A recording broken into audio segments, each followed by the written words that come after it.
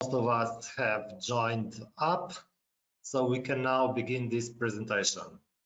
So the topic today is what's new in 3Dsurvey 2.14. So we've been working on this update for quite a long time now, and today we can proudly present what is in the next release of 3Dsurvey that is due to be released to reach you guys but sometime tomorrow. So to get the update, just wait until tomorrow and then click on help, check for update, and 3Dsurvey should offer to download and install the new update for you. Okay, now let's have a look at the new features in the next version of 3Dsurvey. So first one on the list is batch processing. So what is batch processing? Now, for some projects, you no longer need to go here and click band adjustment, orientate, reconstruction in this order. You can also program 3Dsurvey to do it for you. So you just go here to project and then click on batch processing. Now, in this step, you can define which steps you want the program to take. So we can select start with bundle adjustment, select bundle adjustment mode and set it up just like you normally would if you would set it up here.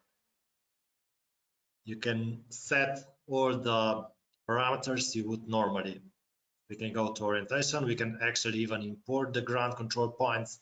So this will work for you if you have an RTK drone. You can import the ground control points if you use our targets. The software will try to detect them automatically and use the ground control points. Of course, for most users, I still recommend you to do the orientation step manually, because when we are importing the ground control points, it's still good to check the automatic detections that the software made and fix them if it's necessary. But we have an option for this to be included in here already now. And then continue dense reconstruction, mesh calculation. In mesh calculation, you can define point cloud from one of the preloaded point clouds, or you can say point cloud calculated from previous step. That means input for mesh will be point cloud that was calculated by dense reconstruction. And of course, same goes for orthophoto. You preset resolution, you can say calculate orthophoto from the mesh that was pre-calculated. So this is to make the processing simpler. So we are trying to move slowly towards one-click processing. That means when you get the images, just download the images onto the computer and then set everything up, press run, let the computer run for a few hours or overnight, and then in the morning come and check the results. With the 2.15 update, this will be also improved upon slightly. In that version, we will redo the orientation. We might add some different target models that will be detected automatically for any kind of data, not just for RTK drones, but wait on that version for now. Okay. So this was update number 1. Now let's continue. New function number 2, adding points on profiles. I have here a nice point cloud. And for this point cloud, I have already calculated a few vertical cross sections. So here is cross section 1, 2, and 3. Here on the profile tab, now we have a new button hidden in here. It says add points. You can select this one, go here, for example, And we can place a point on a profile. And we can also add a name to it. I'll just leave it number 1 top.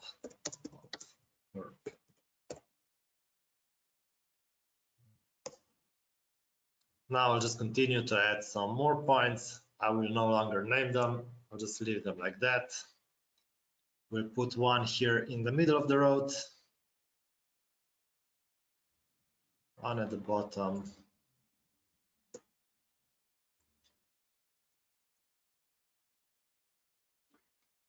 and also here. Let's go from the same direction. One, two, three.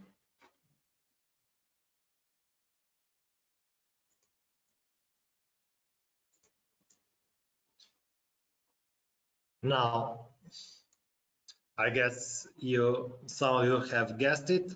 If we now go to CAD section, these points that we have defined here are also now our CAD points. So we could use these points then to connect the break lines here. Let's make this better visible, like that.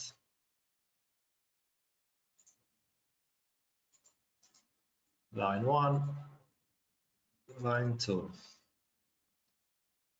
Again, here the center of the road, and then the bottom.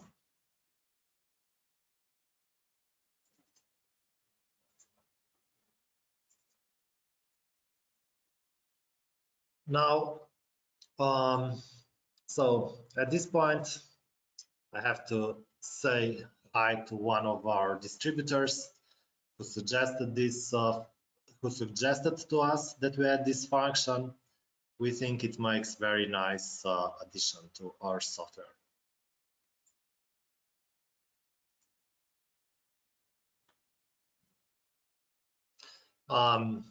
In case you're wondering, this point cloud, we made a very nice 3D model of a road. So to get this model, we just flew the drone at the altitude of 3 meters above ground, and we just recorded some 30 images. If we go to CAD, it will show where we recorded the images from. So we just flew the drone at slightly forward-looking camera angle, and just made these photos, and we got this nice 3D model of the road from it.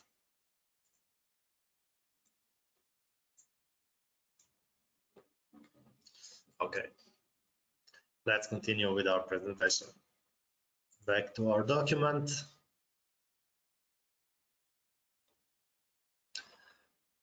Now, optimized hole filling mode for mesh calculation. So let's go back here, and here I have a point cloud.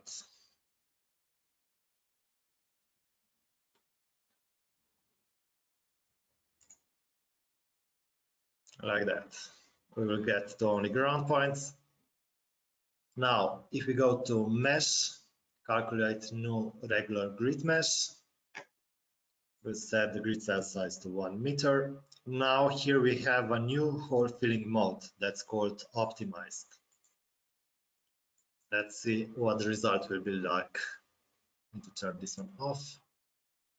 Now, before we worked with this kind of 3D terrain models mostly.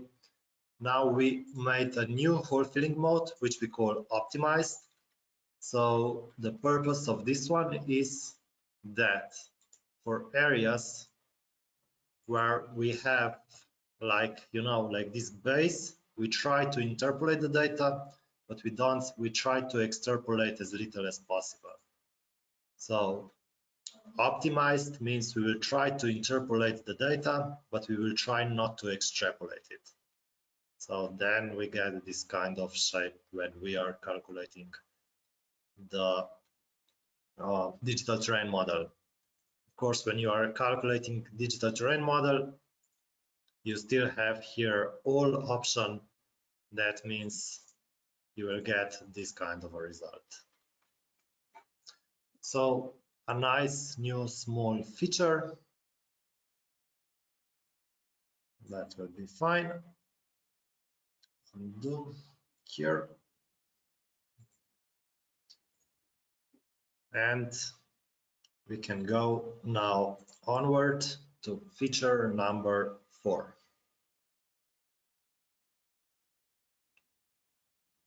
Improved rendering options for point clouds and surfaces.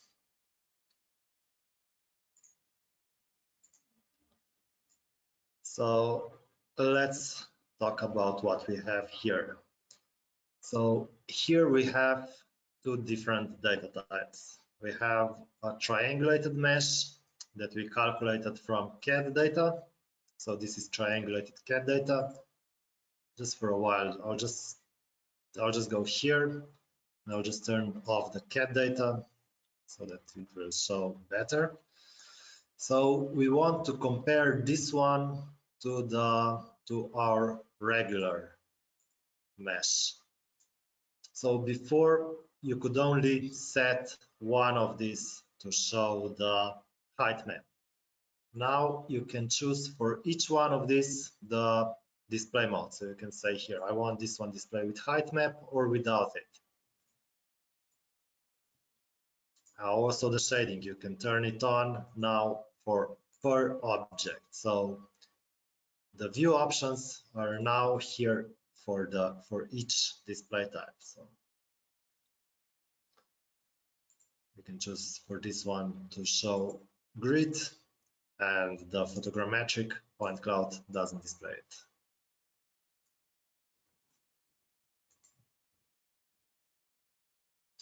The same goes for point clouds here. So we could, for example, convert this mesh to a point cloud. Just leave this at 10. Now this point cloud that I have generated in here has colors from the mesh. We can say point color, custom. For example, we will set this one to red.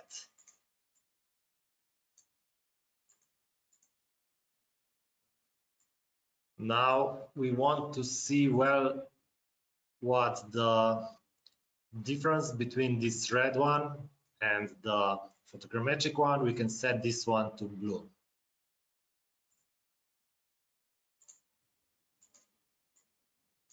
And we can now better see the difference between the old 3D model and the new one.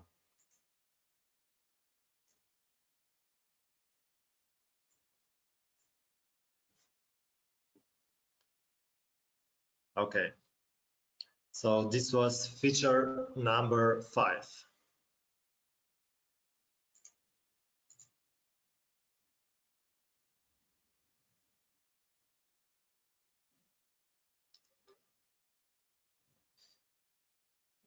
Now, feature number 6, we started adding support for point classes to 3Dsurvey.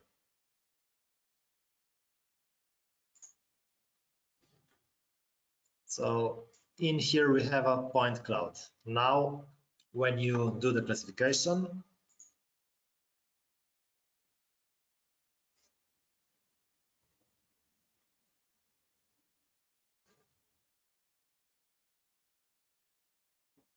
go to next step here.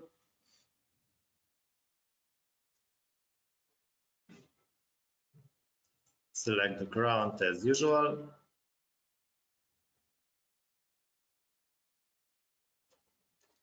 Next.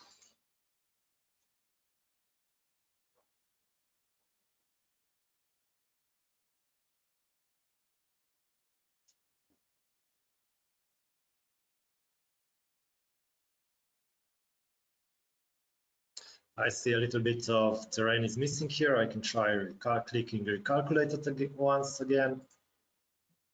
That should improve the 3D model. of the ground.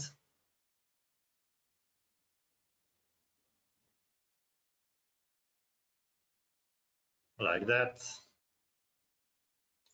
Finish.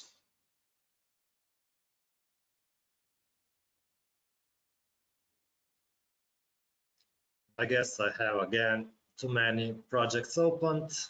I'm getting to filling up my memory. It still works. So now when I finish the classification, what happens now is the points get split into different classes. So we can now turn off this unassigned class. So unassigned class means everything but the ground. So we have just turned off the ground and just left the ground selected. Okay, and we have the ground points only. We can turn the ground points only. So now we have no points, we only have some cat data, which I will turn off now. And we can choose now here what we want to display. So we can display the above ground points or ground points. So this is for starters. We also plan on improving this classification to also classify the points on buildings, high vegetation, low vegetation, and this kind of classes. And also 3Dsurvey now supports reading class formats. So if you import a point cloud from LAS, from LiDAR that is classified, it will read those classes and it will list them here. So you'll be able to then select the classes here. Also, now after you do the classification, when you go to mesh, calculate new regular grid mesh, here you can now choose, I think you saw that one earlier. So you can choose which classes you want to calculate the new mesh from. And we will get now again to the same result we got earlier. So here we have the point cloud. If we turn off the point cloud, we see mesh only.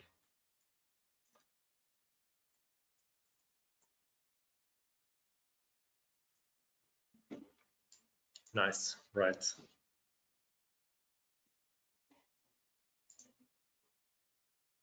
Okay. Now, another small upgrade, but I think a useful one, is we added ability to reorder elements in our lists. So let me show you why this is helpful.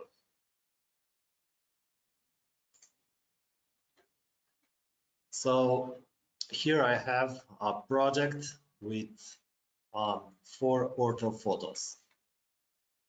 And 2 orthophotos overlap here. Let's turn that one off. So you see here we have, so this is an actual project we did. We flew to a few kilometers of the road with the drone and we made orthophotos. Now we want to join this data. So what we can do now, we can change the order of the orthophotos. So the one at the bottom will be the one that will be shown at the top, will be shown over. So here we see now this orthophoto is the orthophoto number 4 is displayed over orthophoto number 5. And we can rearrange this to make them show what we need.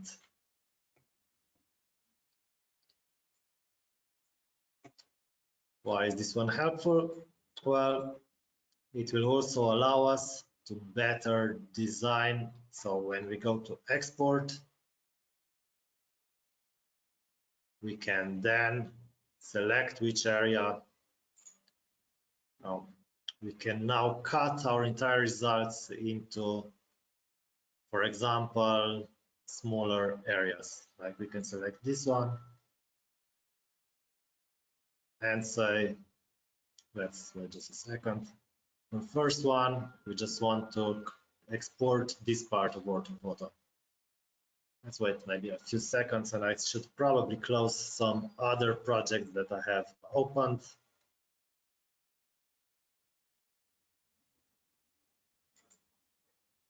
Like that, we can define and then say, okay, increase the maximum Y.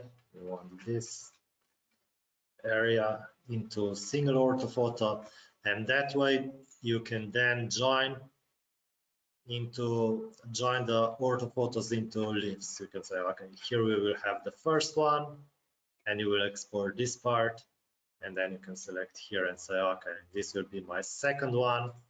And you can also enter round numbers here. For example, you can say, okay, to 700, and this one will round slightly up, like that.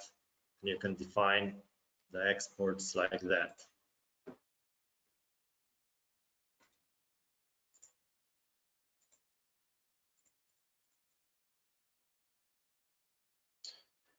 If we combine this function then with cut tool, so we go here to merge, press next here.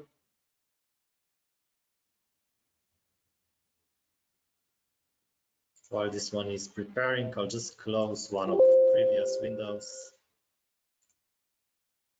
And let's close also this one. We don't need either.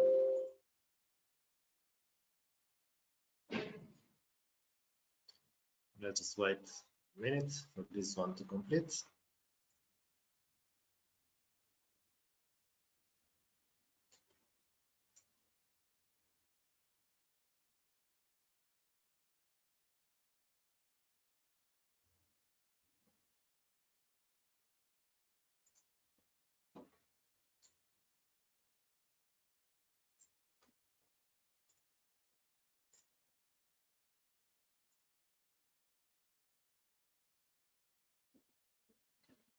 Okay, and here in this step, we can now say, I just want to keep,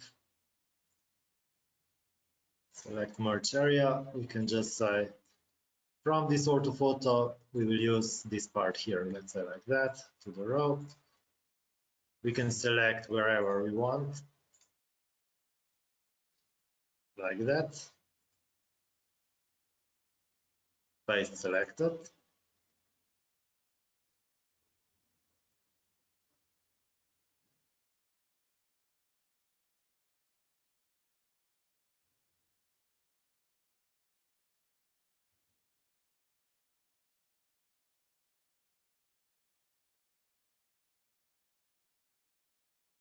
Just wait a while. Now what will happen is we only get this part of orthophoto selected. Let's press finish. Merge selection.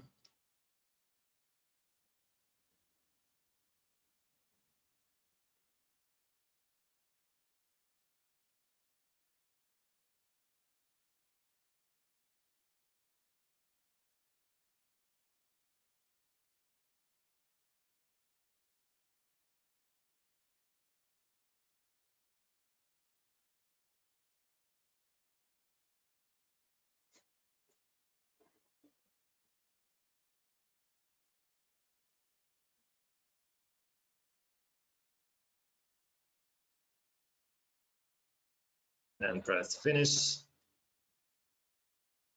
And now we can join this orthophoto with that one, and we will get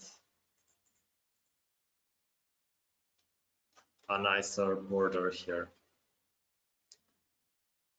Okay. Let's go back to our file.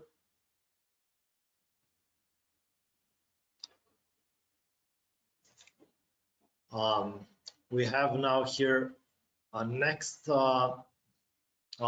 function, selection with guidelines for point clouds and meshes. So let me show you exactly why we use this function for. So here we have a point cloud of an actual example where we were calculating volumes. So here for this example, we got some additional data. So we took measurements. We made point clouds from the images. Now, after we did everything, the construction guys, they said, okay, for this area, we still need to excavate additional few meters. We need to lower points here to the altitude of 291.56. So they said we need to lower these points here. So what you can do now, you can go to point cloud, and here on select, you have option select from cat. So here you can select. Now that means it will select the points that are within the boundary that is defined by this layer. Press calculate. So that has selected the points inside of this green square. If we go to top down and ortho mode, we see that these are the points that are now selected. Then we can go to cat. These points should be at 295.81.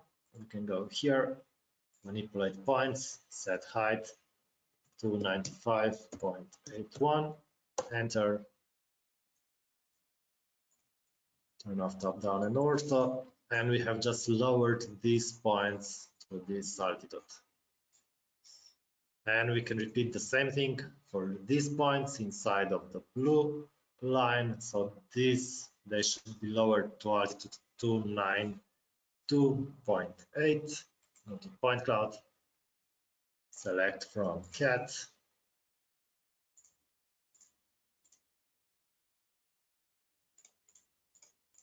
to 92.8, calculate. So it has automatically selected the points inside of this rectangle. Manipulate points, set height to,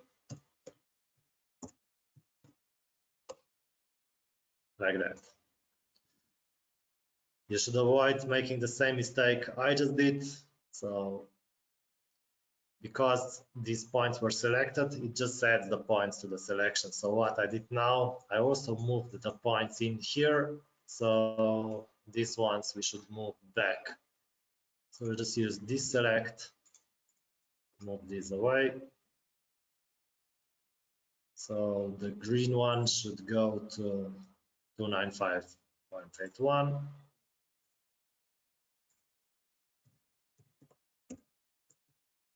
That it's set.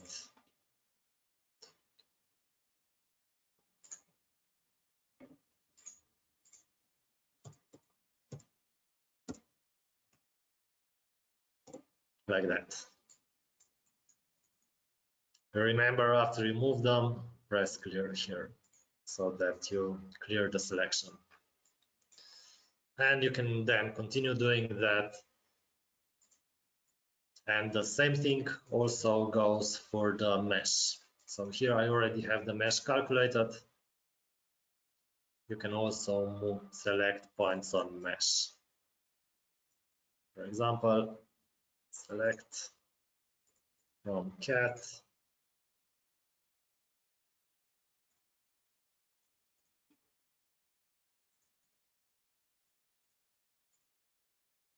you can select this one and then use manipulate points to move these points as well.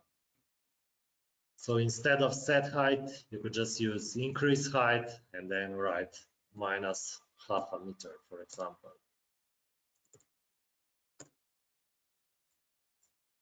That means it just lower these points by half a meter.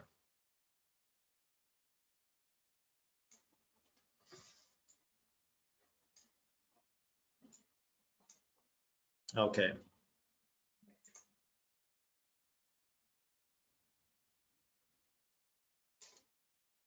Now, really last but not least, so let's go here to our image tab. So now what we have to do, we have to reopen one of the projects that we previously closed, or we can use this one, for example. So here we have the name. So the images here are now sorted by our image name. So here for some debugging, we can now reorder these images by pixels. So we can check, for example, the average error on image, and we can see we can order images based on the based on number of 3D points they see, or based on angular error. That means the difference between the angle in here in our telemetry and the angle that is calculated after bundle adjustment or orientation. Or 3D error. So here we didn't use so here we had the ellipsoidal height. So because of that, and we had the phantom drone. So all the altitudes are about 70 meters off, but this is okay. Or based on any other data type.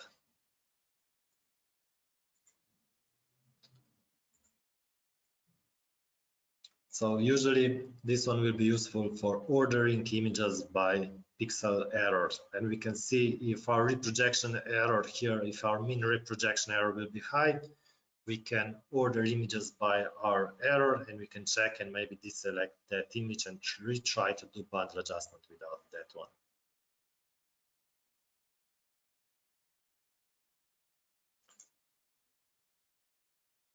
Okay.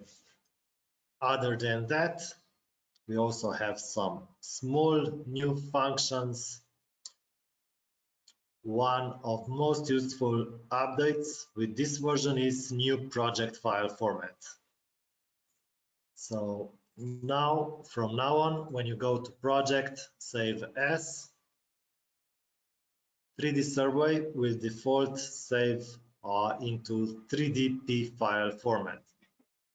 This one is useful because we upgraded how the memory consumption that we have when we are saving the project. So before, if you had a very big project and you tried to save it, sometimes it happens that saving failed because we ran out of memory. Now saving a project into this new project file format requires no additional memory. So now when it's saving, the memory consumption is not going up. Also, the saving process is now slightly faster. The difference is from now on, the new file formats are called 3DP. That means if you will save a project in version 2.14, you will get this file. That means only the version 2.14 and above will be able to open them. Of course, you will be still able to open the old projects, which are these ones.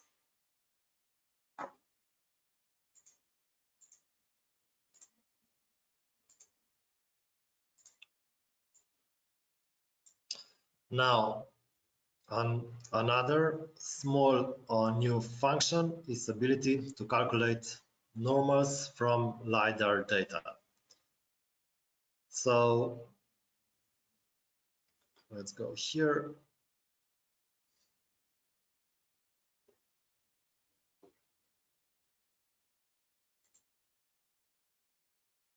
Project open.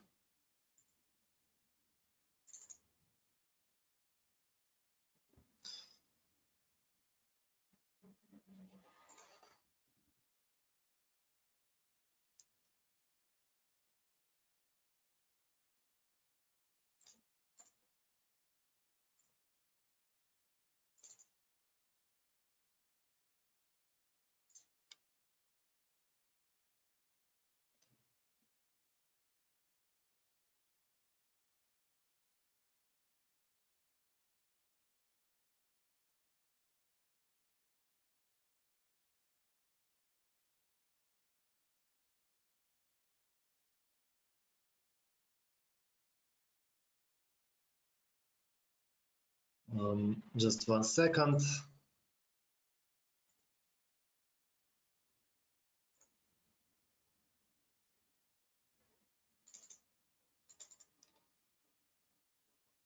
I have here a project from the new L1 camera. So these points, they don't have the, so when we calculate a point cloud out of images, point clouds also get normal information.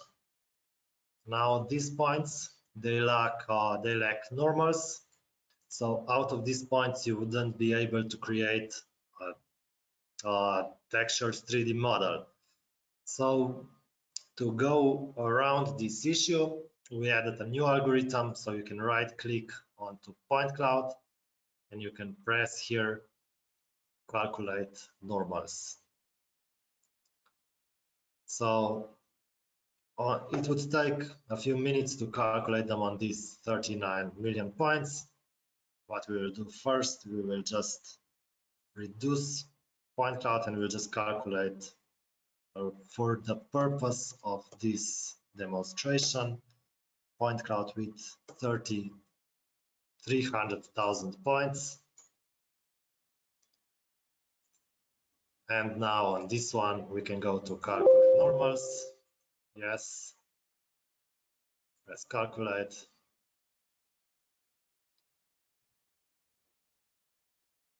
Like that. Now if we turn on shading, we will see different shading because we have now normals for this point cloud. And we could then make a new 3D mesh out of this data. But we won't do that right now. So then a few more small functions. So from now on, 3Dsurvey will always default to hybrid bundle adjustment mode. So when we go to bundle adjustment, here it will now always default to this one. If you're used to using global, you have to click manual now for global. And we added support for iPhone 12 images. So iPhone 12 images were slightly different. We had to add some support into 3Dsurvey so that we were able to read those JPEGs. And last but not least, we added a new laser scanner data format, which is called PTS.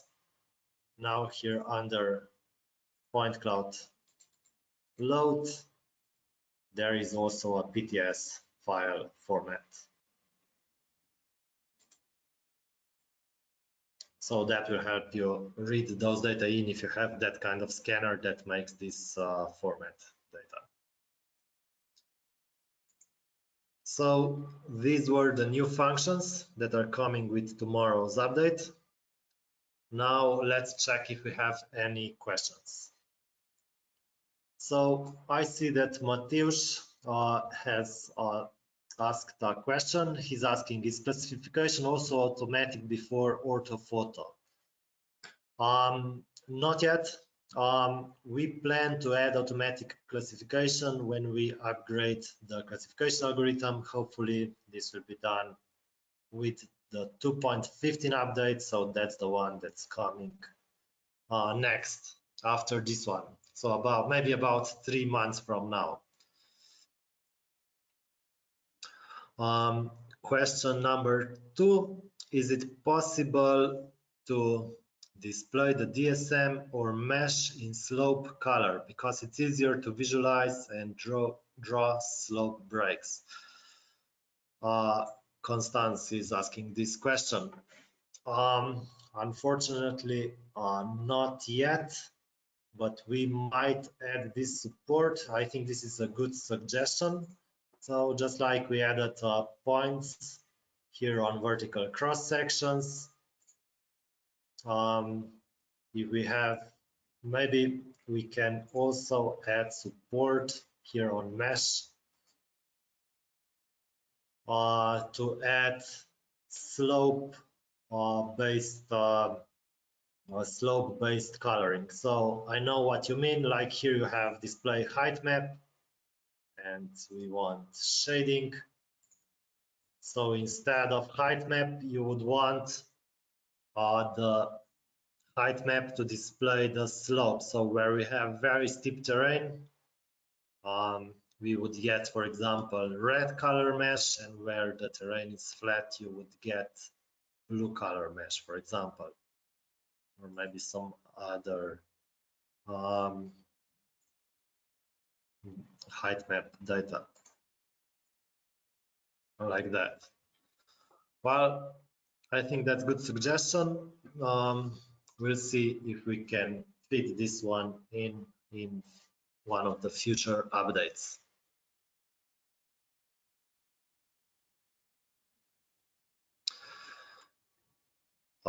Question number 3, is it possible to create automatic break line from mesh?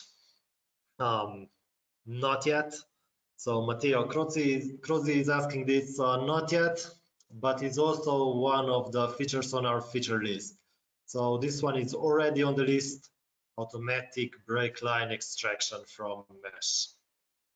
So we want to add that one in the near future to 3Dsurvey.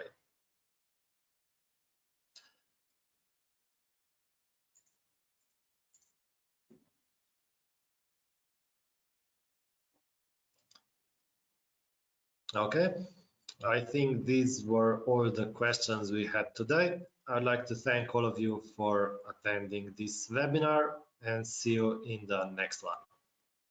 Bye-bye.